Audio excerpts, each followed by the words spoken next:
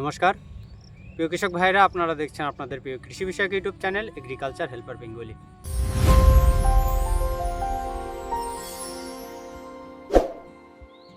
প্রিয় কৃষক ভাইরা, আমরা সকলেই কিন্তু কম বেশি এখন আমন ধান চাষের জন্য রেডি হয়ে গেছি।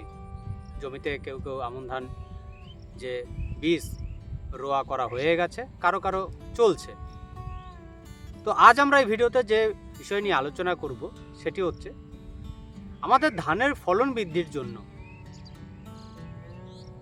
আমরা জিঙ্ক সালফেট এবং ম্যাগনেসিয়াম সালফেট ব্যবহারের কথা বলে থাকি। তো এই যে জিঙ্ক সালফেট বা ম্যাগনেসিয়াম সালফেট এর কাজ কি, এই দুটোকে কখন ব্যবহার করতে হবে, কখন ব্যবহার করলে আমরা ভালো রেজাল্ট দেখতে পাবো, কি পরিমাণে ব্যবহার করব, এই যে জিঙ্ক সালফেট এবং ম্যাগনেসিয়াম সালফেট এ দুটো কি আলাদা আলাদাভাবে ব্যবহার করব নাকি একসাথে ব্যবহার করব, এই সকল বিষয় নিয়ে আমরা এই ভিডিওতে আলোচনা করব এবং জানব এই যে জিঙ্ক সালফেট এবং ম্যাগনেসিয়াম সালফেট যদি আমরা অধিক পরিমাণে ব্যবহার করি তাহলে আমাদের কি পরিমাণ ক্ষতি হতে পারে।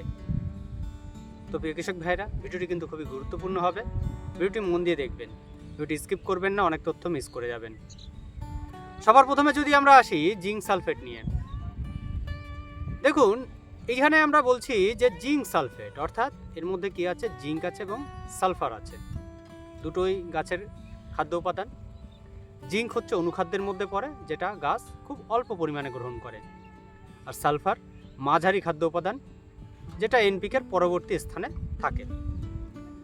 তো এই যে জিঙ্ক সালফেট বাজারে দু ধরনের পাওয়া যায়, একটা হচ্ছে আপনার 21%, একটা হচ্ছে 33%।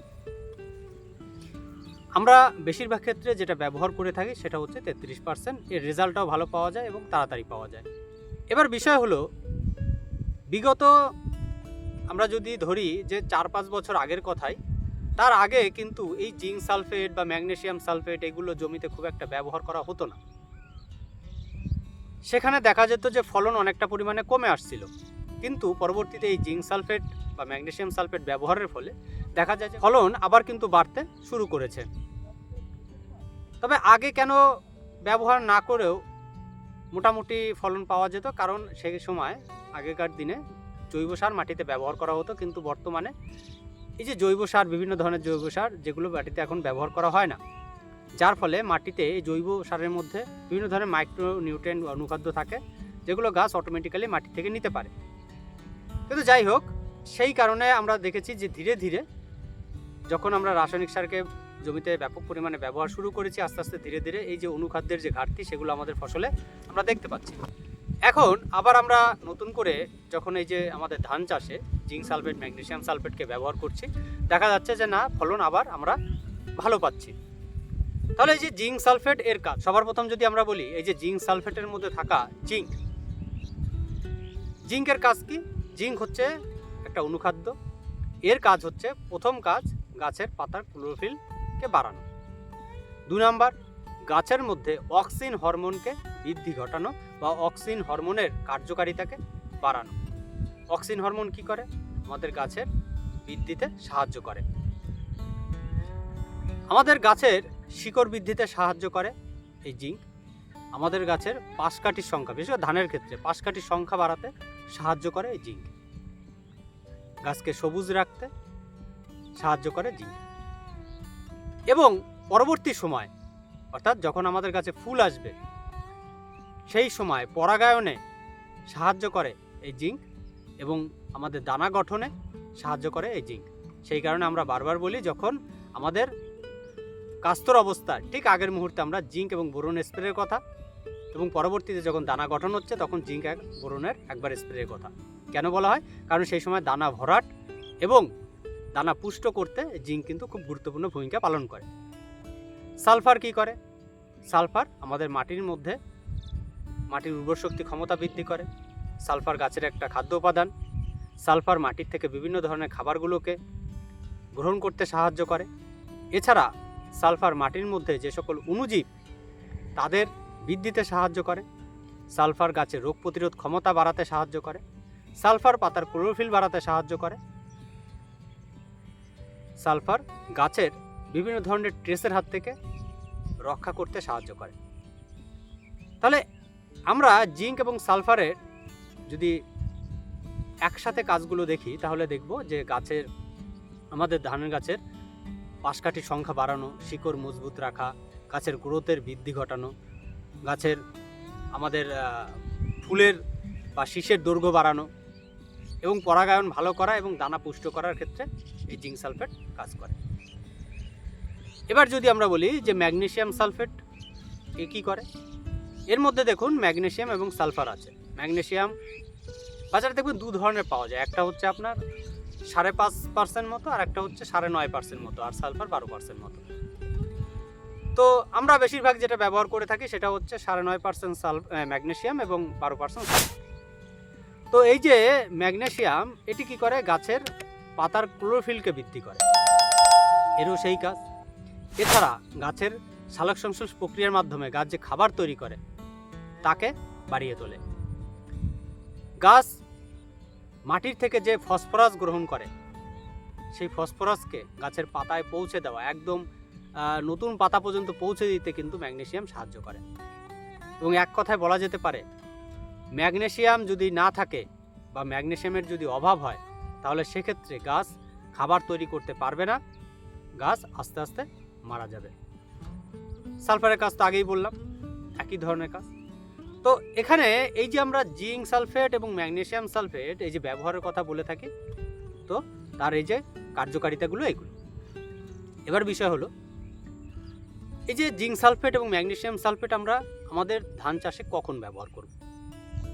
দেখুন অনেকেই আমরা বেশিরভাগ ক্ষেত্রে ভুল করি আমরা বেশি ফলন পাবার আশায় বারবার এই জিঙ্ক সালফেট ম্যাগনেসিয়াম সালফেট আমরা ব্যবহার করি, কিন্তু না, এর একটা নির্দিষ্ট মান আছে, নির্দিষ্ট পরিমাণ আছে।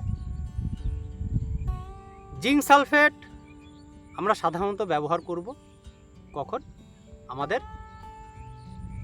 বোরো মরশুমে, যখন আমরা বোরো ধান চাষ করি, ধান চাষের কথাই বলছি আমি, সেই বোরো মরশুমে আমরা কি করব, এই জিঙ্ক সালফেটকে ব্যবহার করব। 1 বিঘা জমিতে আমরা 1.5 থেকে 2 কেজি পরিমাণে ব্যবহার করব। এবার অনেকেই বলবে ডোজটা তো বেশি হয়ে গেল। বেশি হয়নি, একদম শেষ পর্যন্ত শুনুন তাহলে বুঝতে পারবেন। জিঙ্ক সালফেট যেহেতু এর মধ্যে অনুখাদ্য আছে জিঙ্ক, তাই জিঙ্ককে কিন্তু আমরা বারবার ব্যবহার করব না আমাদের ধানের জমিতে। এখানে একটা কন্ডিশন আপনাকে মানতে হবে, সেটা কি, যদি আপনার মাটি এঁটেল মাটি অথবা পলি মাটি হয় বা উর্বর মাটি হয়, তাহলে সেক্ষেত্রে প্রতি 2 বছর অন্তর একবার করে জিঙ্ক সালফেট আপনার জমিতে ব্যবহার করবেন। আর যদি বেলে মাটি হয়, মাটি উর্বর শক্তি কম থাকে, তাহলে সেক্ষেত্রে প্রতি বছরে একবার করে ব্যবহার করবেন, অর্থাৎ একটা সিজনে, সেটা হচ্ছে কি আমরা বলছি বোরোর সিজনে। এবং আমরা এই আমন মরশুমে যেটা করব সেটা হচ্ছে ম্যাগনেসিয়াম সালফেট 1 বিঘা 33 শতক জমির জন্য আমরা 2 থেকে 2.5 কেজি পরিমাণ ব্যবহার করব। সেটা 3 কেজি হলেও অসুবিধা নেই, কিন্তু তার থেকে যেন বেশি না হয়। এই যে আমন মরশুমে কেন ব্যবহার করব, প্রথমত এই যে ম্যাগনেসিয়াম, এই যে নাইট্রোজেন, এগুলো কি হয়, এগুলো খুব তাড়াতাড়ি মাটির মধ্যে লিকেজ হয়ে যায়। অর্থাৎ আমন মরশুমে এই যে আমরা দেখব কি মাঝে মধ্যে বৃষ্টি হবে, যার ফলে এই যে নাইট্রোজেন ম্যাগনেসিয়াম এগুলো মাটির মধ্যে লিকেজ হয়ে চলে যাবে, যার ফলে গাছের একটা অভাব দেখা যায়। তাই আমরা কি করব, আমরা এই ম্যাগনেসিয়াম সালফেটকে আমরা এই আমন মরশুমে ব্যবহার করব।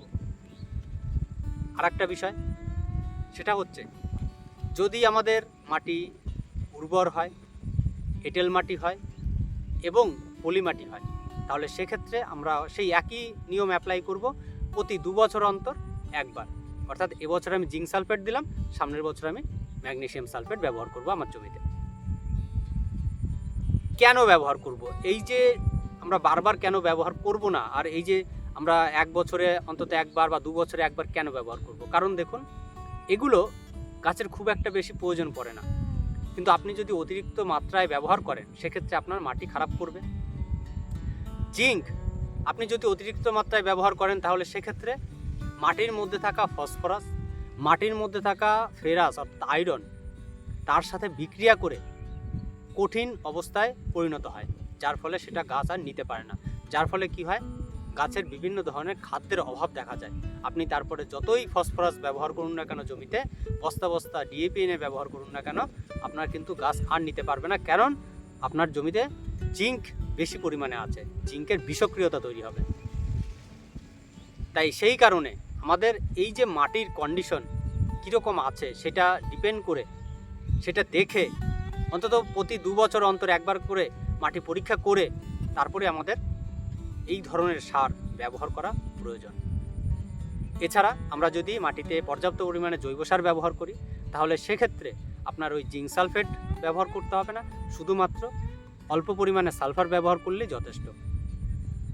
এবার একটা বিষয় হলো, অনেক সময় দেখা যায় যে পরবর্তী সময় দেখা গেল গাছটা বড় হয়ে গেছে, পরবর্তী সময় আমাদের এই জিঙ্ক সালফেট বা ম্যাগনেসিয়াম সালফেট স্প্রে করতে হবে। তাহলে আমরা কি পরিমাণে স্প্রে করব? আমরা জিঙ্ক সালফেট যেটা 33% প্রতি লিটার জলে 3 গ্রাম হারে মিশিয়ে আমরা স্প্রে করতে পারি। আর ম্যাগনেসিয়াম সালফেট মোটামুটি আমরা 4 থেকে 5 গ্রাম হারে মিশিয়ে প্রতি লিটার জলে স্প্রে করতে পারি, তাহলে যথেষ্ট। এর থেকে বেশি কখনোই ব্যবহার করবে না, এতে পাতা পুড়ে যাওয়ার সম্ভাবনা থাকে।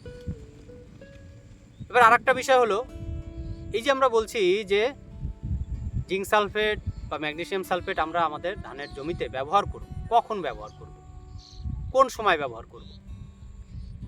এক, আপনি যখন বেশাল মাটি তৈরি করছেন, কাদা করছেন, সেই সময় আপনি ব্যবহার করতে পারেন। আরেকটা হচ্ছে আপনি যখন মিনি চাপান দিচ্ছেন, যখন ধান গাছের বয়স 10 থেকে 15 দিন, এই মিনি চাপানে ব্যবহার করতে পারেন। তবে আমার সব থেকে ফেভারিট হচ্ছে মিনি চাপানে জিঙ্ক সালফেট বা ম্যাগনেসিয়াম সালফেটকে ব্যবহার করার কথা। কিন্তু এখানে দেখুন, যেহেতু জিঙ্ক সালফেট আছে তাই অবশ্যই আপনাকে সাবধান থাকতে হবে। সেটা হচ্ছে কোনো ধরনের ফসফরাস জাতীয় যে সার আমরা বাজারে পাই তার সাথে মিশিয়ে কিন্তু কখনোই ব্যবহার করা যাবে না। সেক্ষেত্রে ফসফরাসের সাথে জিঙ্ক লক হয়ে যাবে, যেখানে ফসফরাস এবং জিঙ্ক কোনোটাই আর গাছ নিতে পারবে না। তাতে কি হচ্ছে, আপনার অর্থের অপচয় হচ্ছে, মাটির ক্ষতি হচ্ছে।